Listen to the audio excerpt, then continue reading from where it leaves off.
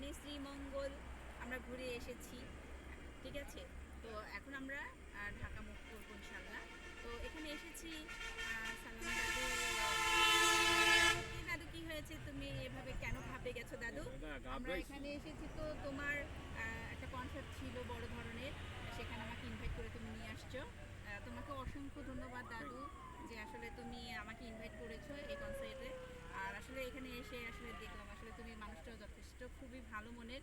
আর আরেকটা কথা বলতে ভুলে গেছি, আসলে আমারই বরিশালের একদমই খুব কাছের মানুষ, মানে আমারই একই দেশেই বাড়ি আমরা। হ্যালো ভিউয়ার্স, ঠিক আছে।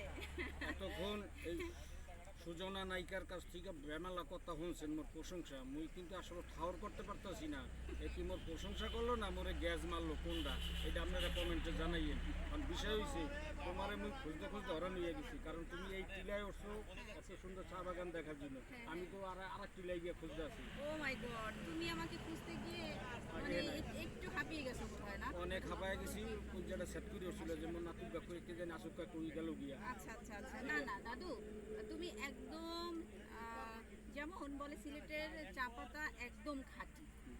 তুমি তোমার নাতিকে সেই খাঁটি জায়গায় নিয়ে আসছো, দেন তোমার নাতি হচ্ছে সেই চায়ের মতো খাঁটি। হ্যাঁ, বিষয়টা হয়েছে কি, ঠিক আছে। তো তুমি আমাকে যেখানে রেখে গেছো, আমি সেখান থেকে তো কোথাও যেতে পারি না। না, হলো এই জন্যই না, আমি এখানে ছিলাম। আমি একটু